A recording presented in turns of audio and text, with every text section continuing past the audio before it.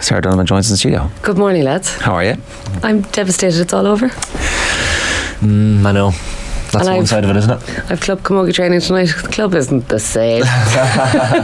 You're not buying it?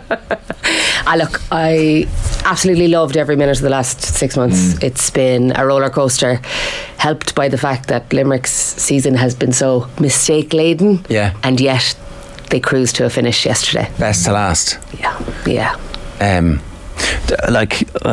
obviously not just a Croke Park team because they've won everywhere, but they're an amazing Croke Park team. What they managed to do yesterday and what we looked for, I suppose, during the week was Kilkenny, a performance, a reaction. Yeah. For, we're going to say 28 minutes, 29 minutes yesterday, Kilkenny had them on the ropes, and that's probably epitomised by Tom Phelan's performance against Diarmuid Burns. And Tom Phelan, every time he won the ball and every time the ball goes over the bar, you're going, he's given this fella serious hassle. And then it's Diarmuid Burns tracks him down like Terminator and turns him over, and then that starts the resurgence. Yeah, it was incredible. Yeah. It was that quick turnover, wasn't it? Those three Kilkenny points, as we mentioned earlier, 25th, 26th, 27th minutes, I think they were, like starting with the Owen Cody run, the unbelievable stick work, and ending with the Barry Nash over carry and the TJ Reid free. But then from then on, yeah, I suppose what if you when you panned out from it was the Richie Reid point, and you see Tom Morrissey 7-8 yards behind him, and he's really struggling to get anywhere near him, and you're going, okay, if Tom Morrissey's struggling here, this means Limerick are in big trouble. And then it's the Diarmuid Burns run, dispossession, and then they start to motor. This is at the end of the first half to get them back in. So this is the start of the second half. What I'm saying is the performance of Diarmuid Burns in the first half, wasn't up to par, and then in the second half it's all-time great again. The thing is, right, because it felt like Kilkenny were much further ahead on the field than on the scoreboard at half-time, and it felt like the last couple of minutes of the first half Limerick started to be able to do some bits and pieces that were like, oh no, we're still Limerick, don't worry about it. Cian Lynch started to do some bits and pieces. He had some support from, there was a bit of Kyle Hayes. There was one of the points there that Seamus Hickey was talking about at the end of the first half, they got a couple of points to bring it back from 6 to 3, and it was like, it was all just a little bit easy. Yeah, so the Gillan, the cuteness, the composure, Gillan in the first half, you could say he's chasing hurler of the year. Owen Cody is tearing up a storm at the other end of the pitch. There's possibly a tendency when you're chasing hurler of the year to do it on your own, and Gillan pulls out, goes, no, I'm not the option here. Lynch is punting through, pops it up for him, Lynch puts the ball over the bar, and it's that process piece, process that they stuck to. Everyone has referenced it afterwards, and I know they're playing down this 4 in a row and that they weren't chasing it, but when you're in the middle of a process and you're doing it for the 4th year in a row, you have to believe that what you're going to do is going to be unbelievable. Yeah. And chasing 4 in a row is unbelievable. It must get a bit boring unless you spice it up somehow. And there's the carrot. Yeah, now they're spicing it up with a bit of like all-time history, chasing the dubs. It's a magical thing in 5. But here's the best part about the 5 is that actually they can chase the dubs instead of chasing 5 in a row. Right? So you can almost ignore the 5 in a way, and still have something to go for, as opposed to... And that's what makes the process so worthwhile as a group. But you're looking for that same, I suppose, energy to go into next year. You're looking for the players to be fit enough to do it. But it's so difficult, isn't it? Because Munster is such a dogfight. Like, there's a possibility they don't get out of Munster next year, and we don't actually get to see them have the opportunity to do the 5 in a row. We say that, but they found a way, and in every game a different crop of players has stepped up. So in the Munster Championship, I thought it was Tom Morrissey, it was Dan Morrissey. In the Munster final, it was Gillan, but it was David Reedy in the last 10 minutes with Adam English and Colin O'Neill. Semi-final against Galway, it was Gillan and Darragh O'Donovan. And then in the final, different players again: Diarmuid Burns, Kyle Hayes, Casey, Cian Lynch. Here's the thing, they haven't had Cian Lynch properly this season. No. And they probably will have him, hopefully, fingers crossed, from a fitness perspective next season for the whole thing, and maybe that's the difference. His best game this season before that was the league final, where he gave Gillane every single ball, that it was pin perfect, and that was the league final, which didn't matter in the grand scheme of things, but that was the last time he had, I suppose, patched together a kind of a near perfect 60-70 minute performance. So for him to take that long and then obviously to peak on the biggest day, another big story. It is incredible. Like we're not taking it for granted, I don't think, but him and Declan Hannon, direct roles reversed from last year, the two of them with the trophy lifts, and it being so obviously sincere. Like, I don't know, did he have notes? It didn't look, there was something in front of him. I think it might have just been the list of people. Did he look down though? Yeah. It was just so like, here I'm going to talk about everything that's really important. But if you're 4 years they're actually 6 years in a setup, right? Because they've won 5 of 6, and you're meeting the same guys coming in and out the door at you for 6 years. It's very easy for them to flash in front of you on the biggest stage. So I think he did a brilliant job yesterday. Yeah. And that's the sincerity that you're talking about. He's thinking about every single fellow who tapped him on the back for the last 6 years in every training ground and every pitch that he's been through. We're not a team, we're a family, through thick and thin, and especially on the good days. It was just, I don't know, like, unfortunately the speeches have to be so long because there's so many different people to thank now, but it was really special, I thought. And the celebrations that Kylie had with his family, and taking the moment afterwards and then just going completely mad. Like, completely mad. Bananas. Great. Yeah. Very un-Jim Gavin-esque. Yeah. So if you want to, what would you say, diversify in terms of what the managers do, Jim Gavin has the way and John Kiley has the way. Yeah. And I thought John Kiley's way was Jim Gavin, like for the first couple of years, not quite on the same level, but like, he was quite reserved in the celebrations, a little bit more controlled. But yesterday he just went off the chair. It was brilliant to see it. Yeah. They obviously felt pressure, because you think back to the start of the year, when we were talking about this earlier, there's a softening up going on, and then it was like, we're not getting enough credit. It's like, hang on, you were telling us.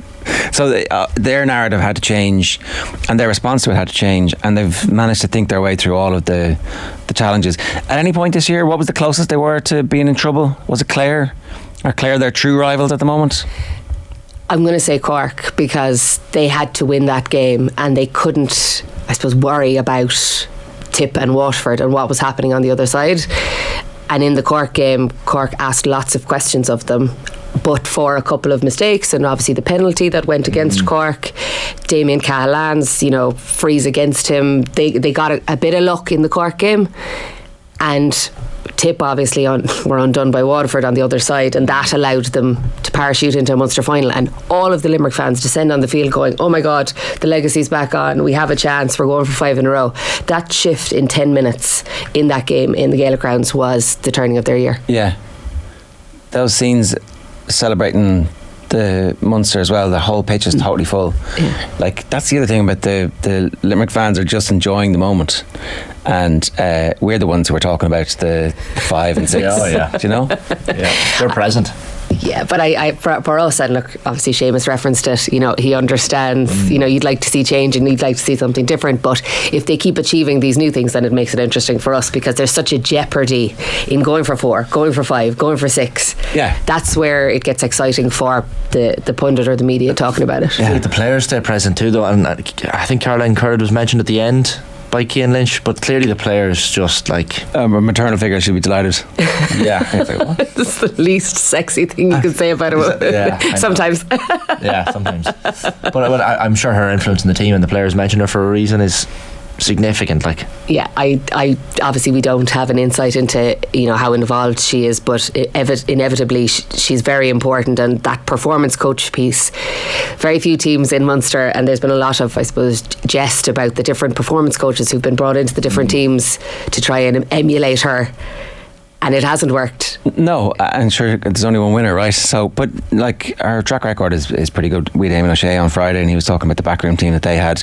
Cian O'Neill was there, strength and conditioning, and Caroline Curd was there to stop the 5 in a row. So she's seen the opposite side of what the opponents are going to be trying to do to Tipperary next year. My current manager, actually, or my current coach, Mickey Dahl in the club, she was with Carricktool in 2011 when they won their first county championship completely against their own play, and he's got some great insights, which he promises he's going to tell me about when I'm finished with lots of all. Yeah, fair.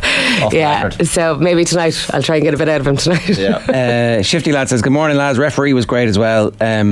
So John Keenan of Ockram in Wicklow, 50 years of age, final All-Ireland. So is he 50 next year? We're already aging him. Sorry, John. It's very important at that stage. I understand. But it means he can't referee the final next year because he will be 50 next year. Yeah. And he didn't get any big games after last year's Munster final, which everybody says is like literally one of the greatest games of all time. But he got punished for missing a few calls. I don't even remember what he missed. There was a bit of hacking there in the first half. Right. When it was slidgy. Yeah. But yesterday he was incredibly passive, which is what you want from a referee. And we'll reference the Waterford Tip game later in the Camogie, and I thought Liz Dempsey in that game did very well, and I can be quite critical of her in other games. So referees overall had a decent game this weekend. I suppose Derek Link suggested he missed a couple of calls. I don't think that was enough. The lads thought there was a 65 that was nailed on. Definitely a 65. There was. It was a 2-point swing. That's fine. That's the umpire's call. It's not John Keenan's fault necessarily. So here's the thing, it's not actually a full 2-point swing either, though, right? Because Kilkenny had the opportunity to defend from the puck out. It wasn't like it was a free from the position, and the only other thing that I still can't cope with is the throwing, and there was a fair bit of that yesterday. At one stage John is running alongside Cian Lynch, and Cian Lynch softly, like he's just, it's not a throw, it's not a hand pass, and John's running alongside him, and I'm like, call him. Yeah. So that's the only criticism I have of John from yesterday, but I don't think it's going to impact the game, because I think Limerick were always going to do what they did and cruise to that final whistle. Should they do this on a case by case basis, or is a hard cut off of 50 the correct thing to do? Would there be better being a fitness test, that if you hit this level of fitness you can keep going? Because famously the Maldini project at Milan, they were like, we can keep Paolo Maldini for an extra year, or we can sign a kid, spend 4 years getting him up to a level, and he's never going to be as good as Maldini is because of the experience he has. And then Munster Rugby embraced this and tried to keep their players for as long as possible because you can see the value of it.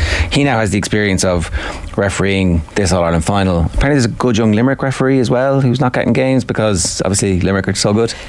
This is Johnny Murphy that you're referring to, I think. Yeah. So what do you do if you're the GA when you come up to a situation like this? Like, I understand why you have these rules. There has to be some point where they've moved on everything they've ever wanted to move on. They can move on this if they want, and if John Keenan is fit enough next year, there shouldn't be an issue here.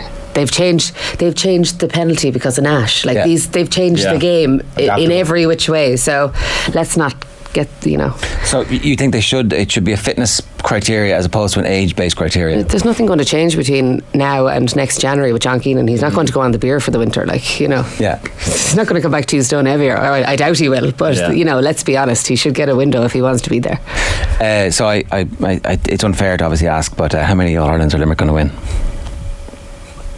One more. Right. Not the 6.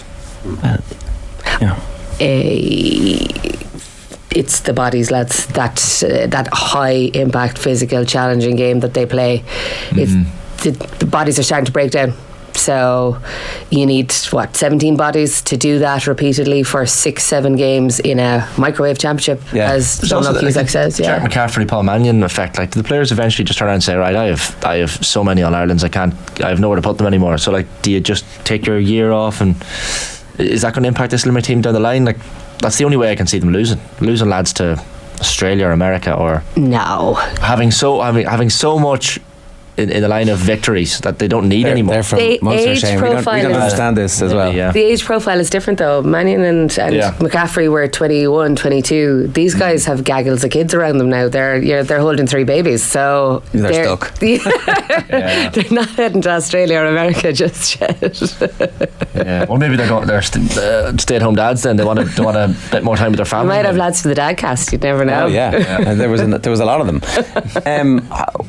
The second half, right? What changes from Limerick's perspective? Like, what does Connacht do at half time that because Kylie says the players diagnosed what we thought the issues were, and then so it sounds like at half time there's a very calm conversation. We're happy enough with that because we haven't really done what we were trying to do. What are the problems, lads? And they tell what the problems are, and Connacht and Kylie are like, yeah, that's right. Yeah, okay, go and fix it, because they didn't make any significant changes. Well, the problems are what we kind of spoke about at the start, that Richie Reid point where Tom Morrissey can't get close enough to him. So it's not that it's Tom Morrissey's fault, it's that he needs support. So it's like an accordion effect. They start to contract and like they're literally moving in and out as a group, the half back line and the half forward line, squeezing Kilkenny to put the pressure on them so that the short puck out isn't an option. Kilkenny panic, start to lump the ball long, and then Limerick are like, let's go, like let's batter it. And if you saw actually the Limerick midfielder in a couple of stages, all they had to do was bat the ball down, and next thing Garrod Hagerty's running at it, Lynch is running at it, and they're coming back and turning towards the Kilkenny goal. It's literally like an accordion. The lads are just going in and out, take the ball and let's go again. And that's how easy it was for Limerick to squeeze Kilkenny. And I think one of the other things probably is that the short puck out starts to malfunction a little bit for Kilkenny at the start of the second half, and then they just lose the confidence in it. And once that's gone, they're lumping ball, and Limerick are like, thanks very much, lads. Yeah, and like it looked like they still had the confidence. You remember the Hugh Lawler ball to TJ Reid, where it's just like Razor and TJ comes through with the hand and then they're moving. But all Limerick did was dial up the pressure and start to squeeze them in. And instead of having one guy running at you, you had a guy running at you from the behind, from back, and at you, both sides. Yeah, it was terrifying. Yeah, absolutely terrifying. Are Clare the second best team in the country at the moment? Yeah. Why can't they beat Kilkenny? Because of that first half, because of that horrendous decision to go with the sweeper. Have we seen it from the best teams this year? There was a few bit of period in the first half when things were going well for Kilkenny that they actually did have one. I was like, oh, this is interesting. But then immediately afterwards, for the next puck out, they had 6 forwards and 6 backs. So obviously you can do a bit of it in games, but you can't do it to the extent that Clare tried, and to do it for the period of time that Clare did. So I think they'll look back on the season and go, that decision to do that in the first half was their undoing. It had to be. And the difficulty is that, right, like for them the long winter is recrimination as opposed to self-confidence, like, oh, we were so close again. Whereas for Limerick it's feasting on everybody else's deficiencies. So who is getting closer? Well, and a lot is being made of the fact that Dermot Burns, is so efficient yesterday from place balls, right? I know it's not a big deal, but it is a big deal, because if you look at Clare, real malfunction when we thought at the start of the year that Aidan McCarthy was the solution, and they just weren't efficient enough. You have the basics, which is get your free takers right, get your midfield right. I don't think any midfield has matched up, bar Clare in the first, say, the championship game. Yeah, that was the one game where. But yeah. Like Mullins, and it didn't go well yesterday. Obviously, Conor Fogarty had to go wing back because of the injury to David Blanchfield. Cork's midfield, I don't think it's a match for Darragh O'Donovan and Will O'Donoghue, or Darragh O'Donovan, Cian Lynch. The combinations that have been there. I think you need your midfield first and foremost, and a full back. Like, we've had big issues with different teams. Cork don't have a full back. They've Damien Callahan, but I don't think he's the ultimate full back, right? I think he's been put under pressure on different occasions. From Clare's point of view, they lost Conor Cleary for 2 games and they really struggled to fill that role. Dan Morrissey for Limerick has been pitch perfect. So you need a full back, you need a decent midfield, you need a razor sharp free taker, and then you can go to Limerick and say, here's right, a challenge. Yeah, absolutely. So it's a long shopping list. Yeah, big time. Cian Lynch, we were saying earlier, obviously stepped up in the first half when those around him were maybe faltering a little bit. Darragh O'Donovan in the second half was one of those players that stepped up massively as well. I've been asked, obviously Seamus asked him who his hurler of the year is, Gillan being I presume Bookie's favourite, but for you, who gets the nod?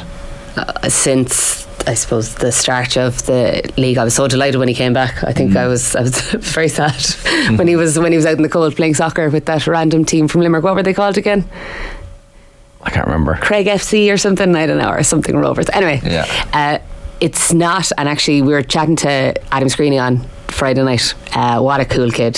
So burnt the ear off him, asking him what he thinks of Gillan, because obviously they're playing in the same role, and Gillan has changed that corner forward role and made that role really sexy because of the way he manages the game, manages I suppose his runs, how exciting he makes it. It's a case study in management, and we haven't seen that with a corner forward in so long. Even Taggy Forward, he was saying, look, you have to recognise that this lad is doing something different inside there.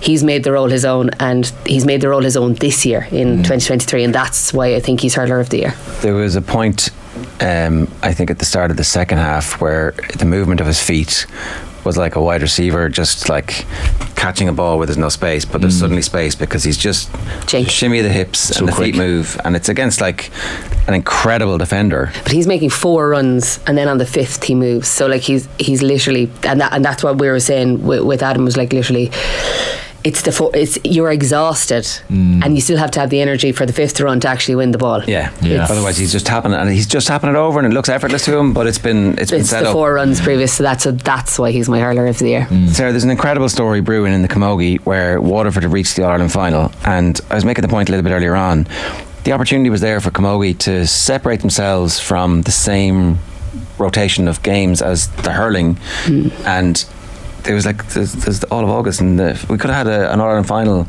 All-Ireland hurling final on the first Sunday in September. It would have been amazing, and we would be talking about that in loads of detail and getting to know these Waterford players and getting to see any of the controversies in the game against Tip.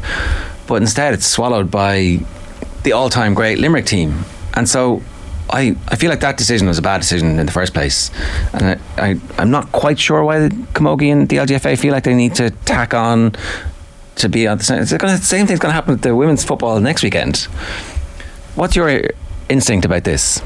That August window is the window they should have looked at. It's a real sweet point because obviously September, October, the club season becomes players going back to college, players going back to school. You're competing with the men's club season in terms of pitches, and I appreciate all of that, but that August window, that sweet spot, that's still there. We don't have championship until the 21st of August in the club, right? So even there's 2 more weeks there. I think the Camogie final is on the 6th of August.